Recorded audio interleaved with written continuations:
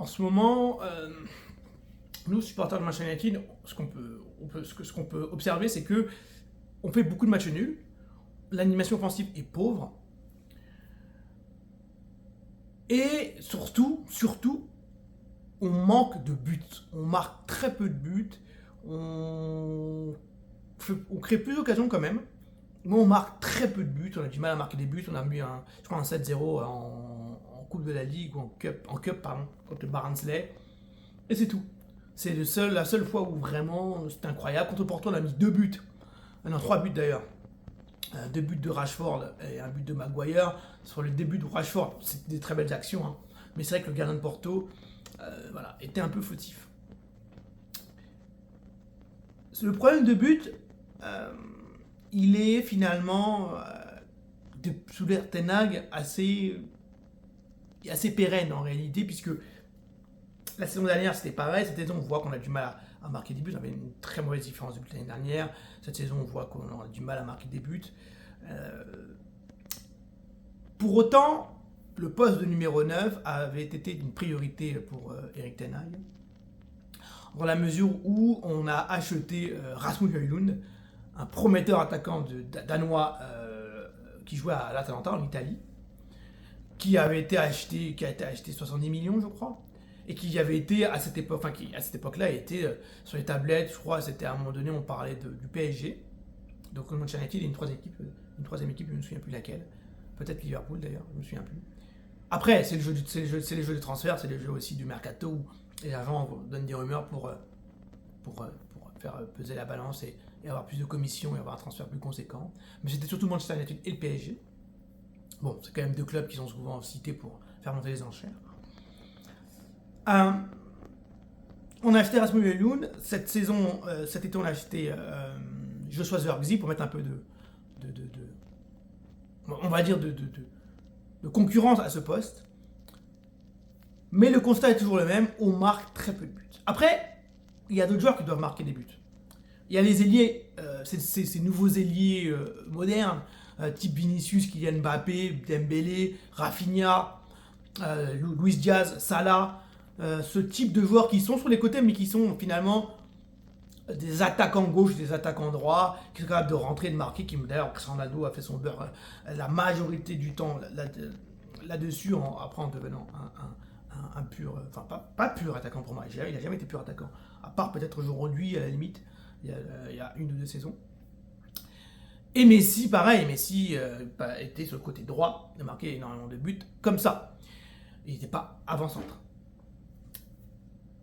Mais les nôtres, Garnacho, qui c'est celui qui marque plus de buts, Rashford, qui avait ce rôle-là, qui était capable de marquer beaucoup de buts, et quand je dis beaucoup de buts, c'est pas plus que Cristiano Ronaldo finalement à Manchester United. Je parle de 2e saison, hein. Enfin de la 2e fois qu'il est revenu. Le problème des buts est récurrent et il reste toujours présent. Le problème des buts, c'est 2 choses. C'est le problème d'un attaquant, en tout cas des joueurs offensifs, et c'est aussi un problème d'animation de jeu, parce que t'as beau être Erling Haaland, si t'as pas des super ballons, tu vas pas marquer 40 buts, tu vas peut-être en marquer 12. Ça va être moins facile pour toi, t'as besoin d'être bien alimenté sur des super centres, ou des super passes en profondeur, ou une belle construction, où toi t'as la conclusion. Nous, aujourd'hui, on dispose de 2 véritables attaquants. Un attaquant de pure pointe comme Rasmus Højlund, qui est plutôt un attaquant physique, qui joue pas forcément dans plus d'un point. Il est un peu complet, hein. Il peut un peu jouer en profondeur parce qu'il est rapide. Il a montré l'année dernière, il y a 2 ans, où il a mis un super but en Ligue des Champions partant du milieu de terrain. Il y a 2 ans, l'année dernière. L'année dernière, on a la Ligue des Champions. Je crois que c'est ça, l'année dernière, on a la Ligue des Champions. Oui, c'est ça. C'est ça. La poule du Bayern, tout ça. C'est ça, hein. Oui, c'est ça. C'est bien ça. Il peut jouer purement dans la surface et attendre des ballons pour mettre des têtes, ou garder le ballon en déviation, ou contrôler le ballon et être attaquant de pivot. Joshua Zirkzee est moins un attaquant pure pointe, c'est un attaquant qui est grand, certes, mais qui est plus technique, plus à la Berbatov, à la Firmino, comme on l'a déjà dit, qui est capable de garder le ballon, faire des bonnes remises, être un lion moins buteur que Rasmus Højlund, mais son poste c'est bien d'être un 9, mais un 9 un peu différent. On a un ailier buteur, deux ailiers buteurs, Rashford et Garnacho, qui sont capables de rentrer qui jouent sur leur, ils jouaient à gauche, rentrer dans leur bon pied, mettre des buts. Et Garnacho étant celui qui, aujourd'hui, actuellement, a le plus le sens du but, est plus proche du but et a plus de volonté. Amad est moins comme ça, même s'il a marqué beaucoup de buts en Championship quand il jouait à, je ne me souviens plus, c'est Southampton. Je ne me souviens plus quand il était en Championship. Et Bruno, qui à un moment donné, quand il est arrivé, marquait énormément de buts, faisait énormément de passes décisives, baisse pavillon et marque moins de buts, est moins décisif, et par conséquent, ça se ressent sur les résultats, parce qu'on a plus de matchs nuls, alors qu'autrefois, auparavant, Bruno Fernandes nous sauvait sur des frappes de loin, des coups francs, des têtes. Il était l'homme qui marquait des buts qui venaient de nulle part et qui nous sauvait la mise, et qui était le joueur qu'il était formidable, meilleur joueur de Manchester United. Il nous manque ça aujourd'hui. Il nous manque un joueur qui est capable de marquer des buts. L'animation offensive est pauvre ou trop gentille, ou il manque des joueurs de caractère qui sont là pour marquer des buts et non pas pour suivre un plan tactique. Comme je l'ai dit, on a acheté Joshua Zirkzee et Rasmus Højlund.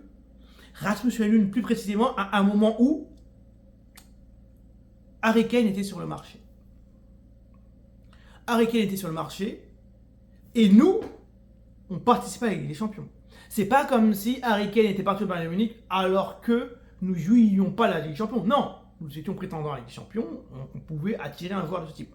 Je ne sais pas ce qui s'est passé à ce moment-là, je ne suis pas un agent ou dans le staff de Manchester United, mais on n'a pas recruté le pur neuf Harry Kane qui était sur le marché et qui était sur nos tablettes. Harry Kane est allé au Bayern Munich et c'est la réussite qu'on connaît. Il a été d'ailleurs soulier d'or, il marque encore des buts, etc., etc. Nous avions Cristiano Ronaldo, qui avait été notre meilleur buteur à la fin de l'ère Solskjaer et celle de Ralf Rangnick. 19 buts, je crois. Il nous a sauvé les miches en Ligue des Champions. Et à l'arrivée d'Erik Ten Hag, sous sa vision, avait décidé de se passer de notre meilleur buteur de la saison précédente, Cristiano Ronaldo, en mentionnant le fait qu'il avait besoin pour sa tactique, pour sa vision, d'un joueur plus jeune, donc plus vif, plus frais, qui est capable de faire des pressings, etc. Bon. Ce qu'il a fait en fait, c'est qu'il a sacrifié le meilleur buteur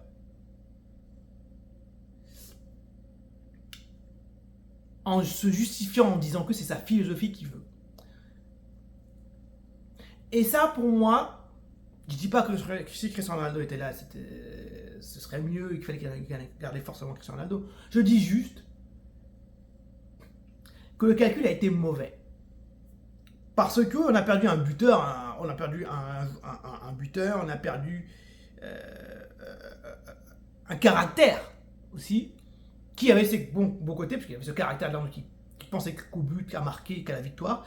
Le mauvais point de là, c'est qu'il pensait aussi être l'homme capable de faire ça tout seul, et que c'est vrai que Manchester United avait peut-être besoin d'une autre impulsion plus collective. Si c'était Cristiano Ronaldo du Real Madrid, tu le fais. Avec ce Cristiano Ronaldo là, ça pouvait marcher, mais peut-être pas au stade où on aurait pu l'imaginer.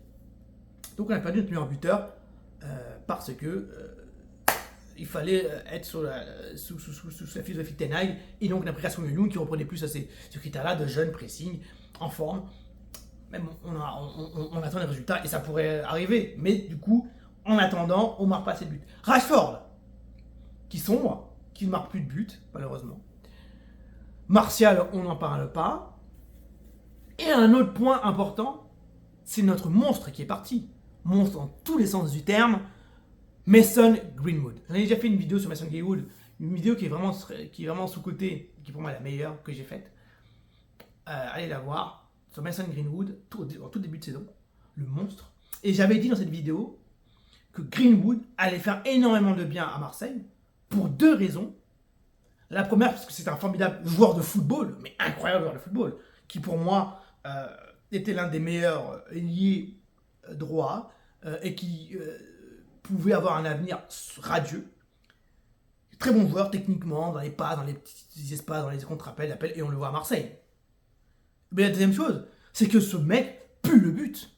Il sent le but. Pied droit, pied gauche, frappe. Il a mis des buts à Manchester United. Magnifique. Et c'est un formidable buteur. Et de quoi avons-nous besoin aujourd'hui? D'un buteur. Attention.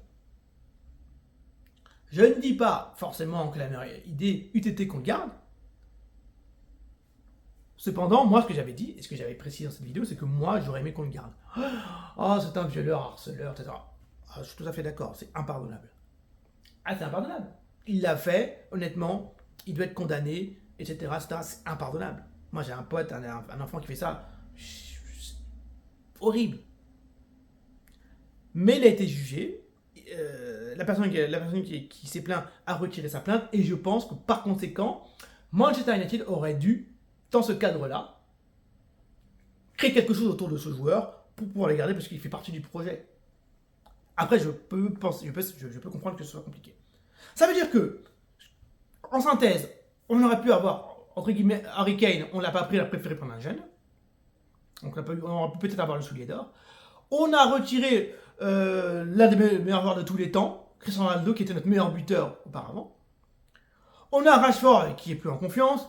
Bruno Fernandes, qui n'est plus tout feu tout flamme. Et notre plus grand prodige de ces 10 dernières années, Mason Greenwood, qui, comme un connard, un con, a fauté, malheureusement.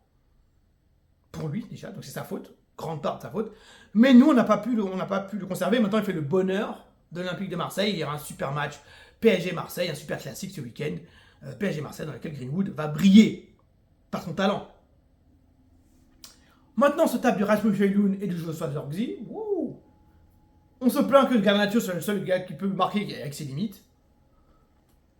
Who's gonna score goal for Manchester United? C'est la question qu'on se pose. Et c'est la vraie question parce que dans les matchs de bourbier comme Fenerbahçe, contre Crystal Palace, contre 20, c'est des gars comme ça qu'il nous faut. Des gars comme Bruno, quand il était tout feu tout femme, qui met une frappe de loin à lucarne, ou Cristiano qui fait rien dans le match. Et au moment 1-2 avec Luke Shaw, where is Luke Shaw? Et qui met une tête, boum, comme il le faisait en Ligue des Champions. Ou Greenwood qui percute, qui fait une combinaison, bam bam, frappe pied gauche. Harry Kane, bien entendu, qui nous met un doublé, triplé, qui nous assure des buts, même si on est nul, qui nous assure des buts sur un centre de Dalot, quelque chose.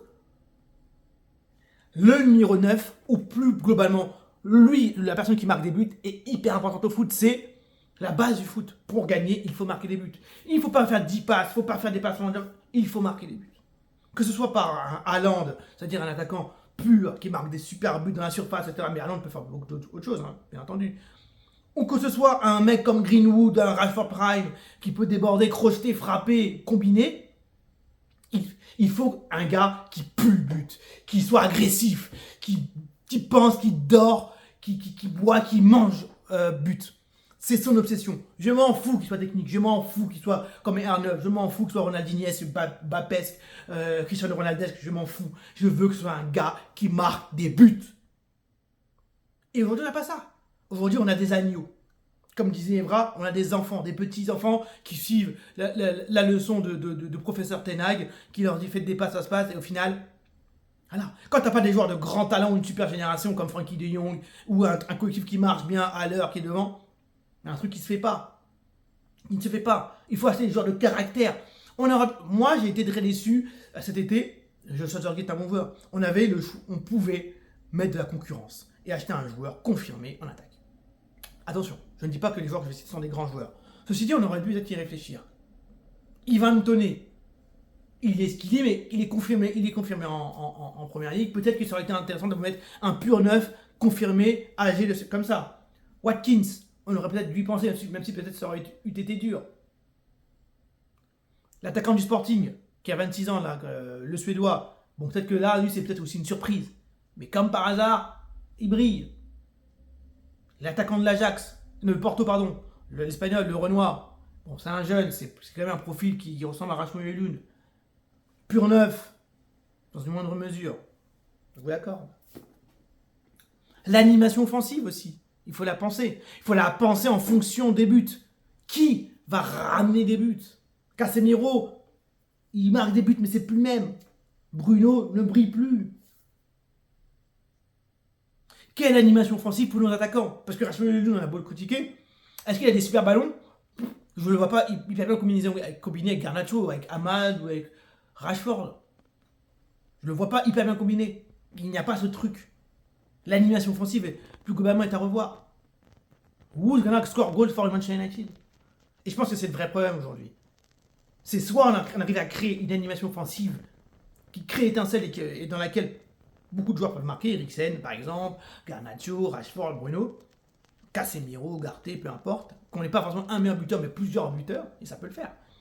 Comme le PSG un peu essaie de le faire avec Barcola, Dembélé, tout ça. Pas forcément le pur neuf qui marque tout le temps.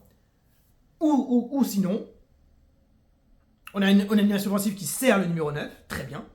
Mais le 9 est la priorité, on sait que le numéro 9 est là, donc on balance le truc dans le centre, où on crée des mécanismes sur lesquels on le met dans les bonnes conditions. Ou soit à un moment donné, il faut se poser la question de who's gonna score goals et de repenser le recrutement de cette manière. Mais il est trop tard aujourd'hui. La seule option, c'est que nos joueurs step up et que l'animation offensive devienne meilleure. Et que nos deux numéros 9, Zergzi, Rasmus Højlund, soient mieux servis, qu'ils finissent mieux, et que l'animation offensive soit plus claire. Et ça, j'ai un problème avec ça parce que on n'a peut-être pas les joueurs pour. On a des blessés, donc on n'arrive pas à installer un 11 qui débute régulièrement et qui crée des mécanismes. Et sinon, du coup, on va continuer à avoir des matchs ennuyeux comme ça, dans lesquels on reste dans notre partie de terrain, qu'il n'y a pas l'occasion, qu'on ne marque pas. Et on va faire des 0-0, des 1-1, ou on va perdre 3-0. Voilà. Who's gonna score goals for us?